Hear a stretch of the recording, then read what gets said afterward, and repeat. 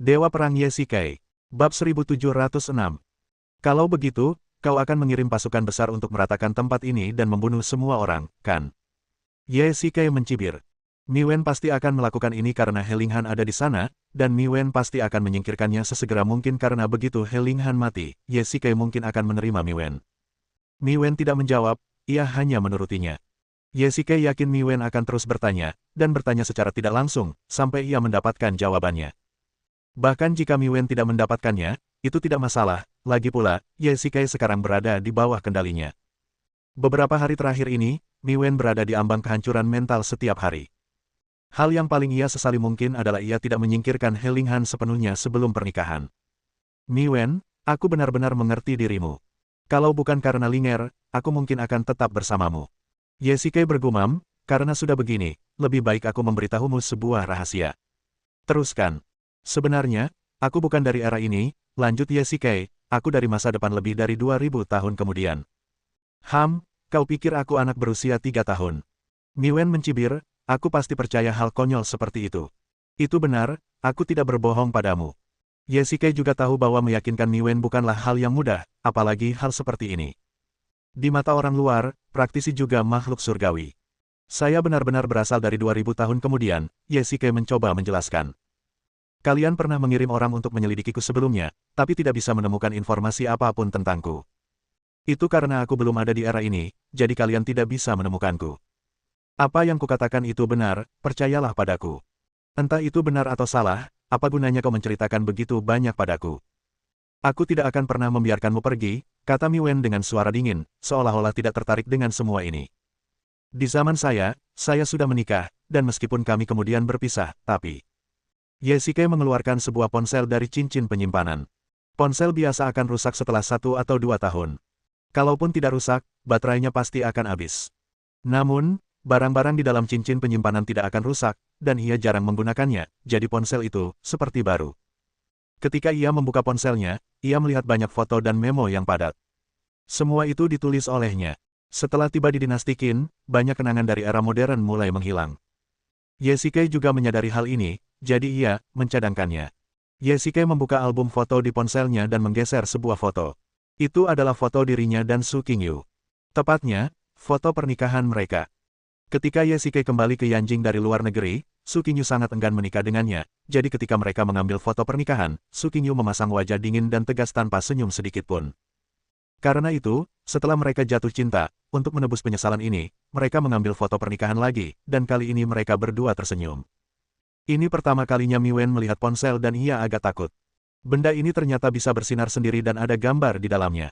Bukankah wanita ini Nona He? Tanya Miwen balik. Bukan dia. Lihat gaun ini, itu yang kita pakai di zaman kita, kata Yesikai sambil menunjuk. Di foto itu, Yesikai mengenakan setelan jas, sementara Su Qingyu mengenakan gaun pengantin putih, bak peri.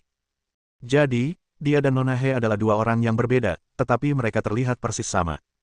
Ya, Yesikai mengangguk dan berkata, saat itu, aku diterangi oleh cahaya yang tak dikenal, dan dalam sekejap mata aku tiba di era ini dan mendarat di dekat desa Sangsui di Kabupaten Hanoi. Ketika aku bangun, aku mendapati sekelompok bandit sedang merampok penduduk desa, jadi aku menyelamatkan mereka.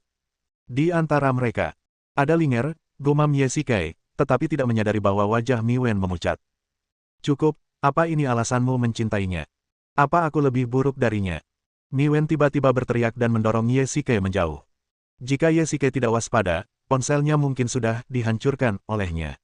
Itu takdir. Kalau begitu, bukankah takdir kita bertemu?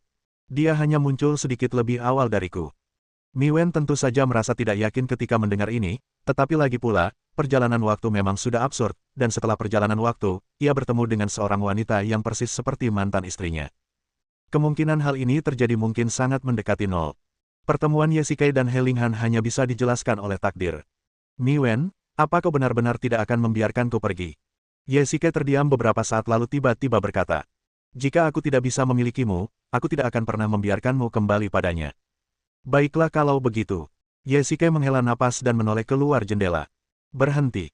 Begitu Yesikai selesai berbicara, kereta itu berhenti. Siapa yang menyuruhmu menghentikan mobil?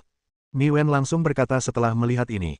Melapor kepada Tuan, ada sekelompok orang di depan, menghalangi jalan, kata petugas yang bertugas mengemudi. Pada saat yang sama, puluhan petugas sudah mengambil posisi bertahan. Saat itu tengah malam dan jam malam diberlakukan, jadi orang-orang tidak diizinkan keluar rumah. Siapa kalian? Minggir. Penjaga itu melangkah maju dan mencoba mengusir sekelompok pria berpakaian hitam itu. Dentuman, dentuman, dentuman. Tiba-tiba, lidah-lidah api muncul di kegelapan. Kuda itu terkejut dan meringkik keras ke arah langit. Suara itu tak lain adalah suara tembakan yang sangat familiar bagi Yesikai. Lebih tepatnya, itu adalah suara senapan mesin ringan. Belasan penjaga rahasia tiba-tiba mengeluarkan senapan mesin ringan dan menembaki para penjaga Miwen. Semua orang terkejut dan belum pernah melihat senjata semacam ini, sehingga para kultivator pun tertembak dan jatuh ke tanah. Lebih dari 20 orang tewas dalam sekejap mata. Menyelamatkan orang dewasa. Selamatkan tuannya. Lebih dari selusin pria berpakaian hitam melompat turun dari atap kedua belah pihak, masing-masing memegang belati, dan menyerbu para penjaga, terlibat dalam perkelahian dengan mereka. Mereka semua adalah penjaga rahasia, terlatih dengan baik, dan telah menyergap, sehingga mereka membuat Miwen lengah. Miwen, selamat tinggal. Jangan pernah berpikir untuk pergi. Rahasia Hades, klon bayangan. Tepat saat Miwen meraih lengan Yesikai, sesosok lain bergegas keluar dari kereta. Yesikai sendiri melompat keluar dari kereta dan membunuh beberapa penjaga dengan tangan kosong. Cepat, cepat. Teriak Yesikai, dan lebih dari 20 pengawal rahasia mengeluarkan sebuah kaleng hitam dari tangan mereka, menarik cincin penariknya, dan melemparkannya dengan keras ke arah konvoi. Dalam beberapa detik, asap mengepul, dan seluruh pasar diselimuti asap putih. Miwen keluar dari kereta, tetapi ia dikelilingi asap tebal dari bom asap dan tidak dapat melihat orang di depannya sama sekali. Asap menghilang dan seluruh jalan kembali sunyi. Tidak ada seorang pun di tanah kecuali mayat lebih dari 20 penjaga. Yesikai dan para penjaga rahasia telah menghilang. Bab 1707. Senapan mesin ringan, bom asap, semuanya adalah peralatan modern. Biasanya, Yesikai seharusnya tidak mengeluarkannya, tetapi situasinya mendesak dan ia tidak punya pilihan selain melakukannya. Ketika asap menghilang, mereka sudah kabur tanpa meninggalkan jejak. Tuanku, apa yang harus kita lakukan sekarang? Kejar dia, perintahkan penjaga 4 gerbang untuk menutup gerbang kota, kumpulkan pengawal istana, dan kejar dia. Jangan biarkan siapapun lolos. Miwen sangat marah. Yesikai menghilang di hadapannya lagi, yang membuatnya kembali marah. Ini sesuatu yang tak bisa ia toleransi. Karena para penjaga rahasia sudah menyergap di sini, artinya Yesikai tidak ditangkap oleh Miwen karena penyergapan, tetapi Yesikai sengaja membiarkan Miwen menangkapnya. Oh tidak, semuanya ikut aku kembali ke penjara bawah tanah. Miwen tiba-tiba menyadari sesuatu, memotong tali kereta kuda dengan pisau, menunggang kuda, dan kembali ke penjara, diikuti para penjaga dari dekat. Sebelum semua orang kembali ke penjara, mereka melihat beberapa sipir berlari terburu-buru. Tuanku, apa yang terjadi di penjara? Tanya Miwen tegas. Tuanku, tepat saat Anda pergi, penjara. Penjara itu terbakar. Ketika para sipir sedang memadamkan api, mereka diserang oleh sekelompok pria berpakaian hitam. Mereka juga menerobos masuk ke ruang bawah tanah dan menculik para tahanan. Sipir yang memimpin gemetar ketakutan, wajah dan tubuhnya menghitam karena asap. Sampah.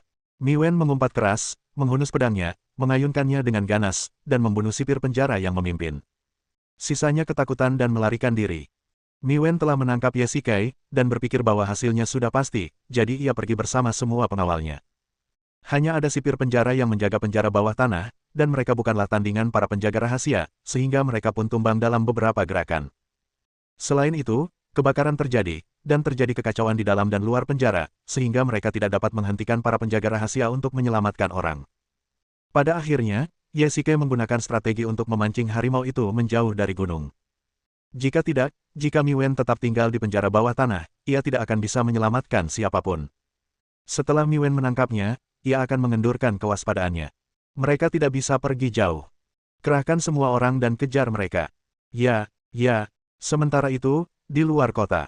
Manajer Chen, Anda baik-baik saja. Di dalam kereta, Yesikai sedang merawat luka Manajer Chen. Lengan kirinya patah akibat kekuatan internal Miwen, dan ditambah dengan kehilangan banyak darah, ia sudah sekarat. Untungnya, Yesikai punya pil penyembuh cepat, dan setelah meminumnya, kulitnya mulai membaik. Jenderal Ye, aku tak menyangka kau. Kau akan datang menyelamatkanku. Penjaga toko Chen hampir berteriak keras. Ia tentu saja gembira setelah lolos dari maut, belum lagi di penjara bawah tanah itu tidak ada kematian, melainkan siksaan tanpa akhir. Kau ditangkap karena aku, jadi tentu saja aku harus kembali untuk menyelamatkanmu. Kau tidak bisa kembali ke kota Lingxiang. Aku akan menyiapkan tempat untukmu di mana tidak ada yang mengenalmu, kata Yesikai dengan tenang. Ia tidak bisa membawa penjaga toko Chen ke tempat rahasia, jadi ia hanya bisa menempatkannya di tempat lain. Ini bukan masalah sulit baginya, lagi pula, ia telah menjadi panglima tertinggi pasukan Chu begitu lama, dan ia memiliki beberapa orang kepercayaan di pasukan. Terima kasih banyak. Ye Shikai meminta beberapa penjaga rahasia untuk diam-diam mengirim manajer Chen pergi, dan kemudian memimpin yang lain menuju benteng. Kemampuan mereka meninggalkan kota begitu cepat kali ini tentu saja tak lepas dari bantuan Sang Guanjian. Terowongan yang ditinggalkan Sujia memang merupakan cara tercepat untuk meninggalkan Lingxiang, tetapi terowongan itu telah diledakkan saat evakuasi terakhir. Terlebih lagi, Mi Wen sudah mengetahui keberadaan terowongan ini dan pasti dijaga oleh seseorang, sehingga mereka hanya bisa mengungsi melalui gerbang kota. Gerbang utara adalah orang kepercayaan Sang Guanjian, dan dengan bantuannya, semua orang meninggalkan Lingxiang tanpa diketahui siapapun. Semua orang bergegas kembali ke markas tanpa henti. Hari sudah pagi. Setelah menyelamatkan orang-orang, Ye Shikai merasa lega dan menghela napas panjang. Masalah manajer Chen telah berakhir, dan mereka dapat hidup dengan damai. Kubu, suamiku, apakah masalahnya sudah selesai? Apakah kamu baik-baik saja? He Linghan sepertinya sudah menduga Ye Shikai akan kembali, jadi dia belum tidur di tengah malam. Tentu saja tidak. Semuanya sesuai rencana. Begini, aku kembali setelah menyelesaikan pekerjaanku. Ye Shikai memeluknya. Meskipun rencana hari ini tampak sempurna dan saling terkait, risikonya juga sangat tinggi. Jika Mi Wen tidak lengah, manajer Chen tidak akan diselamatkan sama sekali. Mungkin Ye Shikai sendiri akan ditempatkan di tahanan rumah di kantor pemerintah oleh Mi Wen. Hari berikutnya, Ye Shikai memanggil Sang Guanjian, Mancang, dan beberapa pengawas lainnya untuk mengadakan pertemuan. Banyak hal besar telah terjadi baru-baru ini, terutama kali ini, Ye Shikai mempermainkan Mi Wen lagi. Berdasarkan kepribadiannya, ia tidak akan pernah menyerah sampai kota Lingxiang dan sekitarnya jungkir balik. Setidaknya tidak akan ada kedamaian dalam radius 80 km. Meskipun tempat ini tersembunyi, Ye Shikai tidak mau mengambil risiko. Jangan terlalu mencolok akhir-akhir ini. Mungkin ada patroli tentara Chu di luar gunung, jadi beritahu saudara-saudara untuk tidak keluar. Selain itu, saudara-saudara lainnya juga harus siap bertempur kapan saja. Jenderal, seserius itukah? Mi Wen mungkin tidak tahu lokasi benteng itu, tanya Mancang. Jangan takut pada 10.000, bersiaplah untuk yang terburuk. Jangan pernah lengah. Pak Tua Ye, aku tidak keberatan kalau kau mengatakan bahwa kita harus lebih waspada, tapi... Sang Guanjian ragu-ragu, dengan ekspresi malu. Kalau ada yang ingin kau katakan, katakan saja. Jika suatu hari Mi Wen benar-benar tahu tentang benteng ini dan mengirim pasukan besar untuk menghancurkannya, aku khawatir pertahanan kita akan sia-sia. Sang Guanjian benar, mereka hanya memiliki 300 atau 400 orang, dan bahkan jika mereka mengisi hutan dengan jebakan, Mi Wen memiliki pasukan lebih dari 100.000 orang, dan bahkan jika mereka harus bergantung pada nyawa manusia, itu sudah cukup untuk menerobos ke sini. Lagi pula, mereka kalah jumlah dan celahnya terlalu besar. Begitu Mi Wen memutuskan, dia pasti akan menerobos masuk bahkan jika banyak orang mati. Semua orang terdiam. Ini masalah yang realistis. Tentu saja, jika mereka berpikir optimis, jika mereka bersembunyi di sini selama beberapa tahun, sampai amarah Mi Wen mereda dan ia melupakan Ye Shikai, atau sampai pemberontakan Mi Wen gagal, mereka akan aman di sini. Menurut sejarah, Qin Shi Huang akan segera mati, dan dunia akan kacau balau. Semua kekuatan sekarang akan diperombakan. Baru saja, ketika Ye Shikai dan Mi Wen berada di kereta, ia ingin mengakui bahwa Mi Wen tidak akan mampu menaklukkan dunia dan pada akhirnya hanya akan membawa malapetaka bagi dirinya sendiri. Namun, setelah ragu-ragu cukup lama, ia tidak mengatakannya dengan lantang. Membangkitkan kembali negara Chu adalah impian Mi Wen. Jika ia harus memilih antara gagal dan menyerah, ia pasti akan memilih yang pertama. Ia lebih suka gagal total daripada menyerah. Saudara-saudara, kita tidak akan lama di sini. Suatu hari nanti, aku akan membawa kalian ke tempat di mana tak seorang pun mengenal kalian, di mana tak akan ada lagi perang. Bab 1708. Di luar benteng, di hutan, sekelompok penjaga berpatroli di sepanjang rute. Kota Lingxiang akhir-akhir ini sedang kacau. Ya, saya mendengar bahwa puluhan ribu tentara sedang mencari kita. Kami berada di pegunungan yang dalam dan hutan tua di sini. Rasanya seperti mencari jarum di tumpukan jerami untuk menemukannya. Tapi jika mereka menemukan kita, kita pasti akan mati. Apa yang kau takutkan? Kita sudah melewati hidup dan mati berkali-kali, dan kau hanyalah seorang pengecut. Apa yang kalian perdebatkan? Diam. Perwira terdepan itu berbalik dan berteriak. Ya. Para prajurit di belakangnya langsung terdiam. Mereka semua adalah pengawal pribadi Ye Shikai. Mereka telah berkali-kali ke medan perang dan semuanya adalah prajurit berpengalaman. Tentu saja, mereka tidak takut mati. Tuan telah memerintahkan kita untuk ekstra hati-hati saat berpatroli akhir-akhir ini. Meskipun tidak ada orang di sekitar, pemburu dari jarak lebih dari 10 mil mungkin datang ke sini untuk berburu. Ada banyak jebakan di hutan ini, jadi kita harus berhati-hati, tegur petugas itu. Ya, Kapten. Ngomong-ngomong, kenapa cuma ada 19 orang? Di mana orang-orang Hao? Perwira terdepan menghitung jumlah orang dan menemukan satu orang hilang dalam tim. Ini. Aku baru saja melihatnya, kok dia bisa menghilang dalam sekejap mata. Perhatikan semuanya dengan saksama. Kapten, aku di sini. Pada saat ini, seorang sersan bergegas keluar dari hutan di sampingnya. Kamu baru saja pergi kemana? Yah, aku hanya sakit perut, jadi aku pergi ke hutan di sana untuk buang air. Cepat kembali ke tim. Kamu bisa tidur lagi setelah inspeksi. Ya, hari berikutnya. Ye tua, aku tidak menyangka ada gua di balik air terjun ini. Benar, kau tidak bisa melihatnya dari luar, gumam Ye Shikai. Pagi-pagi sekali, ia dan Sang Guanjian membawa beberapa penjaga rahasia ke dalam gua di balik air terjun. Mereka mengeluarkan obor dan menemukan bahwa ruang di dalamnya jauh lebih luas daripada yang ia duga. Lalu bagaimana kamu mengetahuinya? Aku menemukannya secara tidak sengaja. Ye Shikai tersenyum pahit. Gua ini terdeteksi oleh roh pedang menggunakan indera spiritualnya, jadi dia tidak bisa begitu saja mengatakan yang sebenarnya. Ayo masuk. Ye Shikai mengajak semua orang ke kedalaman gua. Tanpa diduga, ada dunia yang berbeda di dalamnya dengan banyak persimpangan jalan. Rasanya mirip dengan gua yang Ye Shikai temui di luar desa Baimu di Basu. Ia bertanya-tanya apakah ada kejutan di sana. Jiwa pedang, bagaimana kita harus melanjutkan? Tanya Ye Shikai. Kiri. Lebih ke kanan. Ambil percabangan ketiga di jalan di depan dan terus lurus. Ye Shikai memimpin kerumunan dan mengikuti instruksi roh pedang, masuk semakin dalam hingga tidak ada jalan lagi. Pak Tuaye, sepertinya ada jalan buntu di depan. Kita tidak bisa melewati ini. Sang Guanjian menghunus pedangnya dan menusukkannya ke dinding tanah di depannya untuk menguji kedalamannya. Jalan-jalan di gua ini rumit dan berliku-liku. Jika bukan buatan manusia, pastilah itu diciptakan oleh alam. Jiwa pedang, ini jalan buntu. Gunakan kekuatanmu untuk menggali tembok tanah ini.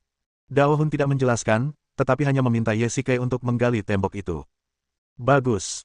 Ye Shikai memerintahkan penjaga untuk menggunakan sekop untuk menggali dinding tanah di depan mereka. Setelah menggali sekitar 1 atau 2 meter, tanah di dalamnya mulai gembur dan banyak lumpur menggelinding turun dari atas. Mundur semuanya, perintah Ye Shikai, lalu melangkah maju sendirian, meletakkan tangannya di dinding, mengalirkan tenaga dalamnya, dan mendorong keluar dengan kuat. Perlahan-lahan, tanah di atasnya terkelupas, dan dinding tanah itu mulai mengendur. Ye Shikai berteriak keras, melepaskan tenaga dalamnya, dan mendorong kuat-kuat dengan kedua tangannya. Dinding tanah di depannya akhirnya runtuh, dan seberkas sinar matahari bersinar masuk, akhirnya memberi sedikit kehidupan pada gua yang gelap itu. Lihat, ada cahaya. Ya, cahaya memang benar-benar ada. Gua ini mengarah ke dunia luar. Saudara-saudara, galilah dengan cepat, kata Ye Shikai dengan keras. Para prajurit juga sangat bersemangat dan melangkah maju untuk menggali menembus dinding tanah. Ye tua, di luar. Ada sisi lain gunung. Semua orang keluar dari gua dan terkejut dengan pemandangan di depan mereka. Di kejauhan, sebenarnya ada sungai, dan jika melihat lebih jauh ke belakang, ada dataran datar. Tampaknya gua ini benar-benar membentang melintasi seluruh area pegunungan dan dapat digunakan sebagai jalur mundur jika diperlukan. Sejak Ye Shikai menggunakan terowongan yang ditinggalkan Sujia untuk melarikan diri terakhir kali, ia selalu menekankan pentingnya jalur mundur. Seperti kata pepatah, kelinci yang licik memiliki 3 liang. Meninggalkan jalur mundur terkadang dapat menyelamatkan nyawa semua orang. Ini jalan keluar kita, gumam Ye Shikai, merasa sangat gembira di dalam hatinya. Dao Hun, terima kasih banyak kali ini. Tempat ini sungguh menakjubkan. Pintu masuk gua tersembunyi di dalam air terjun dan tidak bisa dilihat dari luar. Sangat tersembunyi, persis seperti yang diinginkan Ye Shikai.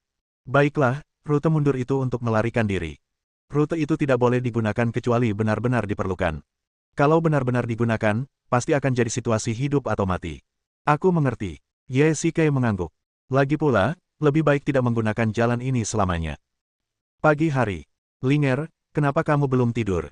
Ye Shikai terbangun dari tidurnya, menoleh ke samping, dan mendapati He Linghan masih membuka matanya, seolah-olah dia menderita insomnia. Suamiku, aku tidak tahu kenapa, akhir-akhir ini aku gelisah, bola-balik, dan aku tidak bisa tidur. He Linghan bersandar di bahunya dengan raut wajah khawatir. Menurut Ye Shikai, He Linghan selalu sangat optimis. Bahkan jika langit runtuh, dia tidak akan panik, kecuali jika itu melibatkan Ye Shikai sendiri. Hari-hari di pegunungan terasa damai dan santai, tetapi He Linghan sebenarnya menderita insomnia. Apakah karena perubahan gaya hidupmu, kamu jadi merasa sedikit tidak nyaman? Ye Shikai menggaruk ujung hidungnya pelan dan tersenyum tipis. Suamiku, aku serius. Baiklah, biar aku bantu. Ye Shikai meletakkan tangannya di punggungnya dan menyuntikkan aliran energi internal ke dalam tubuhnya. Bagaimana kabarmu? Apakah kamu merasa lebih baik? Memang, aku merasa hangat, dan aku merasa jauh lebih nyaman. Kekuatan internal dapat membantu orang biasa membuka titik akupuntur. Efeknya agak mirip dengan pijat, tetapi efeknya lebih baik. Umumnya ada dua situasi ketika seseorang merasa gelisah. Pertama, ketidaknyamanan fisik akibat penyakit atau cedera. He Linghan secara alami tidak mengalaminya. Bahkan jika ia mengalaminya, Ye Shikai dapat menyembuhkannya. Situasi kedua adalah ketika ada sesuatu yang mengganggu pikiran seseorang. Baiklah, pergi tidur. Pada saat yang sama, sekelompok pria berpakaian hitam perlahan mendekati hutan. Jumlah mereka sangat banyak, paling banyak ratusan. Gerakan mereka sangat ringan, dan dari kejauhan tampak seperti tidak terjadi apa-apa. Mereka mulai menyusup jauh ke dalam hutan dari segala arah. Tuan telah berkata bahwa ada banyak jebakan di hutan ini. Hati-hati melangkah. Jika kita terkena jebakan, keberadaan kita akan terbongkar, kata pria berbaju hitam yang memimpin. Ya. Bab 1709. Selalu ada penjaga yang berpatroli di hutan. Kebanyakan dari mereka adalah pengawal pribadi Ye Shikai dan Mancang. Sedangkan untuk penjaga rahasia, mereka semua ditempatkan di benteng. Kepala suku, ada tim tentara berpatroli di depan. Sepertinya ini tempatnya. Sekelompok pria berpakaian hitam bersembunyi di hutan, mengamati setiap gerakan di sana. Tampaknya informasi yang diberikan mata-mata itu benar. Kalian harus segera pergi ke kamp belakang untuk memberitahu Tuan dan memerintahkan pasukan utama untuk maju. Ya. Pemimpin orang-orang berpakaian hitam itu melambaikan tangannya dengan lembut, dan beberapa rekannya di belakangnya perlahan melangkah maju dan mengepung mereka dari beberapa arah, seperti sekelompok serigala ganas, dan target mereka adalah tim patroli di depan mereka. Lakukanlah. Dalam sekejap mata, lebih dari selusin pria berpakaian hitam menyerbu dengan gerakan yang sangat cepat. Mereka semua tampak seperti kultivator. Meskipun para penjaga semuanya adalah prajurit berpengalaman, mereka tetap tak berdaya melawan para kultivator, apalagi serangan mendadak seperti itu. Klik. Pisau-pisau putih masuk, pisau-pisau merah keluar, serangan mendadak para pria berbaju hitam itu sangat efektif. Tim patroli yang terdiri dari 20 tentara tidak punya waktu untuk bereaksi sama sekali. Jelas bahwa para pria berbaju hitam itu adalah pembunuh bayaran yang terlatih secara profesional. Tidak bagus, ada pembunuh bayaran. Pemimpin patroli itu dulunya adalah kapten pengawal Ye Shikai. Ia sangat terampil dan memiliki reaksi cepat, tetapi menghadapi serangan lebih dari selusin praktisi, ia tidak berdaya melawan. Saudara-saudara di belakangnya ditikam di leher oleh orang-orang berpakaian hitam dalam sekejap mata. Dengan tergesa-gesa, pemimpin patroli itu mengeluarkan panah otomatis dari pinggangnya dan menembakkannya ke langit. Wuus, bang. Panah-panah itu melesat ke langit dan meledak di udara. Ini adalah panah sinyal yang diberikan Ye Shikai. Ada sepotong kecil bahan peledak yang diikatkan padanya. Hanya perlu ditembakkan ke udara, dan suara ledakannya akan cukup keras untuk terdengar jelas dalam radius 5 mil. Ini gawat. Melihat hal ini, pemimpin pasukan berbaju hitam itu pun bertindak sendiri. Ia melesat di depan kapten patroli, menghunus belati, dan menusukkannya di dada. Kepala, apa yang harus kita lakukan sekarang? Ikuti aku, bunuh mereka semua, dan jangan biarkan seorang pun hidup. Ya, di dalam benteng. Ada apa? Ye Shikai segera mengenakan pakaiannya. He Linghan dan dirinya sendiri sudah bangun. Mereka ingin tidur, tetapi tiba-tiba mereka mendengar ledakan panah sinyal. Ye Shikai melompat keluar. Para prajurit yang berpatroli sudah bereaksi. Mereka yang sedang beristirahat juga berdiri. Para penjaga rahasia berkumpul di depan rumah sesegera mungkin. Apa yang sebenarnya terjadi? Ye Shikai bertanya dengan keras. Suara panah sinyal terdengar dari hutan. Pasti ada sesuatu yang terjadi, kata Sang Guan Jian buru-buru. Apa? Bagaimana ini bisa terjadi? Hati Ye Shikai menegang. Kapten patroli itu adalah mantan kapten pengawalnya. Dia sangat terampil, terlatih, dan veteran berpengalaman. Jika dia mengirimkan sinyal darurat, pasti sangat berbahaya. Jenderal, izinkan saya membawa sekelompok prajurit untuk melihat-lihat hutan, Mancang berinisiatif berkata. Tidak, kau dan semua prajurit tetap di sini, dan para pengawal rahasia mengikutiku. Ye Shikai melambaikan tangannya. Jika mereka bertemu seorang kultivator, prajurit biasa mungkin bukan tandingan mereka. Suamiku, apa yang terjadi? Apakah ini berbahaya? Saat ini, He Linghan sudah berganti pakaian dan berjalan keluar rumah. Sepertinya musuh telah menyelinap masuk dari hutan. Aku akan membawa penjaga rahasia untuk memeriksanya. Linger, kau tetap di sini dan jangan pergi. Ye Shikai berbalik dan berkata, Sangguan, Mancang, kalian juga tetap di sini dan tunggu aku kembali. Semuanya, bersiaplah untuk pertahanan. Ya, ya. Ye Shikai memimpin para penjaga rahasia ke dalam hutan dan tepat pada waktunya melihat orang-orang berpakaian hitam datang ke arah mereka. Ye Shikai dapat merasakan bahwa mereka semua adalah kultivator. Meskipun mereka bukan yang terbaik, mereka juga praktisi yang baik. Di wilayah seluas 100 mil di sekitar kota Lingxiang, hanya ada satu orang yang bisa memiliki begitu banyak kultivator elit, dan itu adalah Mi Wen. Orang-orang ini adalah pengawal pribadinya. Mi Wen ada di sini. Ye Shikai terkejut. Ini jelas bukan kabar baik. Lebih tepatnya, ini bencana. Dia tidak tahu mengapa Mi Wen tahu lokasi benteng itu, tetapi saat ini, dia tidak punya waktu untuk memikirkannya. Bunuh mereka, perintah Ye Shikai dingin. Ratusan orang dari kedua belah pihak saling bertarung, yang tampak cukup spektakuler. Pertarungan antar praktisi berlangsung kurang dari 5 menit, dan tanah sudah penuh dengan mayat. Rahasia Pluto, klon bayangan. Ye Shikai mengaktifkan kemampuan ilahi utamanya, dan puluhan, dia, tiba-tiba muncul di hutan lebat. Adegan ini mengejutkan semua orang, dan situasi pertempuran menjadi berat sebelah. 10 menit kemudian, Tuan, semua orang terbunuh, tidak ada yang tersisa hidup. Kelompok orang ini sangat terampil dan mereka semua adalah kultivator. Mereka pasti anak buah Mi Wen. Berapa banyak penjaga rahasia yang telah terbunuh? Tanya Ye Shikai. 33 orang tewas, lebih dari 10 orang terluka, dan jumlah orang yang masih bisa bertarung sekitar lebih dari 80 orang. Ye Shikai menghitung jumlah orang. Kerugiannya tidak sedikit. Lagi pula, pihak lawan memiliki banyak orang. Jika Ye Shikai tidak mengaktifkan kemampuan ilahi utamanya, kemungkinan besar akan ada lebih banyak korban. Tuan, apa yang harus kita lakukan sekarang? Setelah pertempuran itu, pikiran Ye Shikai menjadi jauh lebih jernih, tetapi juga sangat bingung. Segalanya terjadi terlalu tiba-tiba dan dia sama sekali tidak siap. Jika Mi Wen benar-benar datang, maka dia tidak bisa lagi tinggal di benteng ini. Tuan, lihat ke sana. Tiba-tiba, seorang penjaga rahasia menunjuk ke kejauhan. Di kejauhan hutan, sekelompok sosok tampak samar-samar. Dilihat dari bayangannya saja, orang-orang ini pasti ada di sana. Ye Shikai samar-samar merasakan bumi berguncang. Ini, pasukan Chu. Aku akan pergi, kamu kembali dan beritahu Sangguan Jian untuk mengumpulkan semua orang dan bersiap untuk pertahanan. Sejumlah besar pasukan Chu telah tiba. Ya, semuanya, ikuti aku ke dalam hutan. Ada banyak jebakan di dalam. Kita harus menunda waktu sebisa mungkin, perintah Ye Shikai. Ya, hutan, pintu masuk. Tuanku, menurut informasi yang dikirim kembali oleh pemimpin, inilah pintu masuknya. Masuklah langsung ke dalam dan Anda akan menemukan bentengnya. Jenderal Huo.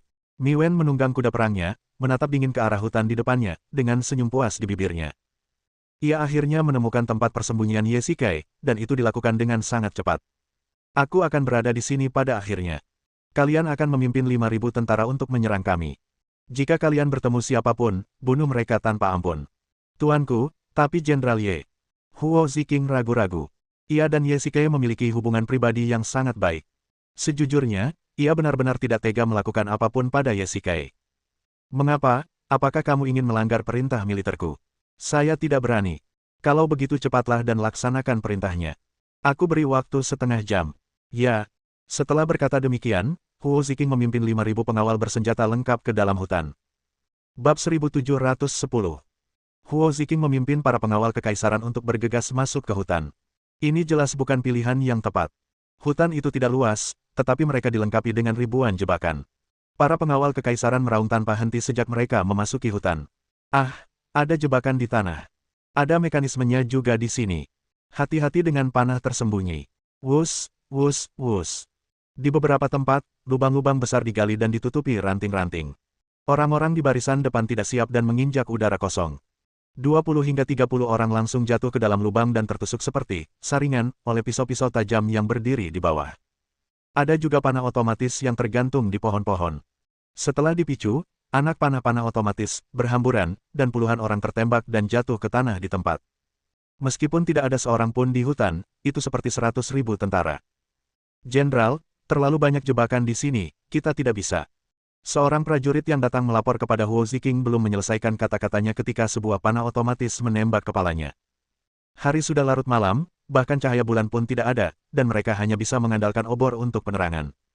Pasukan tiba-tiba disergap jebakan, dan bahkan para pengawal kerajaan pun panik dan berlarian, yang mempercepat laju kematian mereka. Ada jebakan di mana-mana di sini. Semua pasukan, dengarkan dan mundur 100 langkah. Huo Ziqing tetap tenang. Lawannya adalah Ye Shikai, seorang jenius militer yang ahli dalam penyergapan. Ia tidak berani gegabah. Ya, pasukan itu membentuk formasi perisai dan mulai mundur. Tuanku, ada jebakan di mana-mana di garis depan. Jika pasukan maju, kerugiannya akan terlalu besar. Huo Ziqing datang sendiri untuk membujuk Mi Wen, ingin menunda serangan dan masuk lagi setelah jebakan disingkirkan. Diam. Sebagai seorang jenderal, kau takut mati. Sekarang aku perintahkan kau untuk memimpin pasukanmu maju. Siapapun yang mundur selangkah akan dibunuh, kata Mi Wen dingin.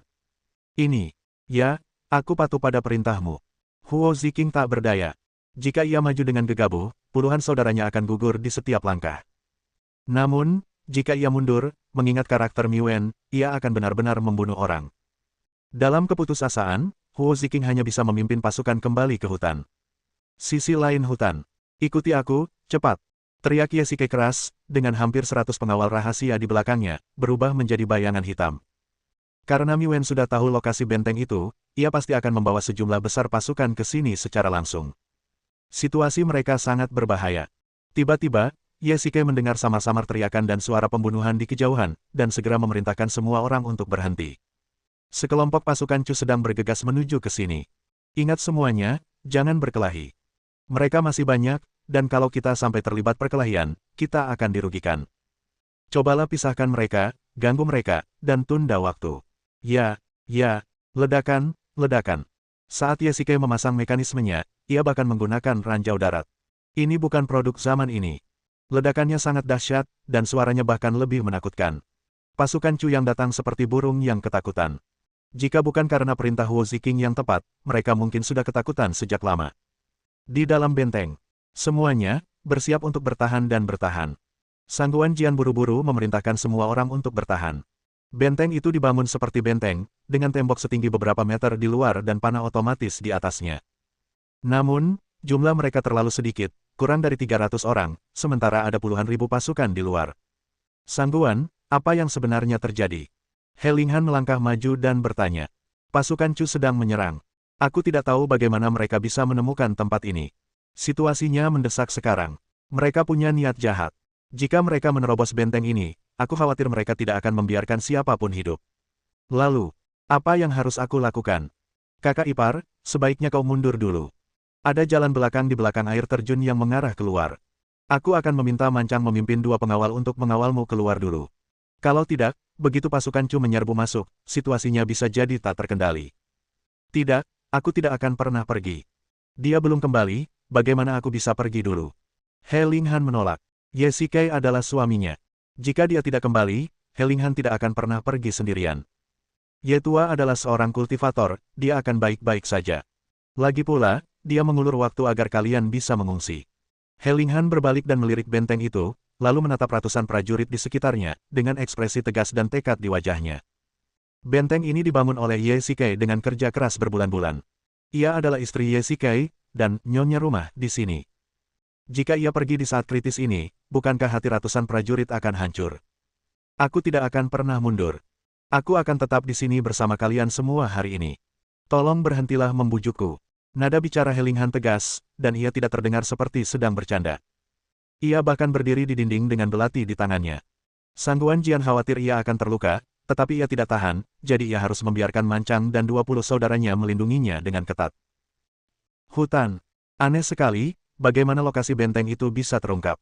Ye Shikai mengeluarkan senjata api modern dari cincin penyimpanan dan menggunakannya untuk menghentikan pasukan Chu. Meskipun ini agak melanggar aturan, ia tidak peduli saat ini. Setelah mengganti magasin baru, Ye Shikai segera mengambil jalan memutar ke samping. Meskipun cincin penyimpanan itu bisa menampung banyak amunisi, itu tidak bisa digunakan untuk menahan begitu banyak orang. Bukankah sudah jelas? Begitu banyak orang datang sekaligus, dan begitu diam-diam. Ini jelas rencana yang sudah lama direncanakan. Pada saat ini, Daun juga berbicara. Memang, pasukan Chu datang terlalu tiba-tiba kali ini. Bahkan pengawal pribadi Mi Wen datang sebagai garda depan, yang berarti Mi Wen sudah menentukan lokasi benteng, kalau tidak, ia tidak akan memulai perang. Jadi hanya ada satu jawaban, pasti ada penyamaran yang membocorkan lokasi di sini. Sialan. Yesike tidak menyangka ada agen rahasia di tim. Ini bisa berakibat fatal.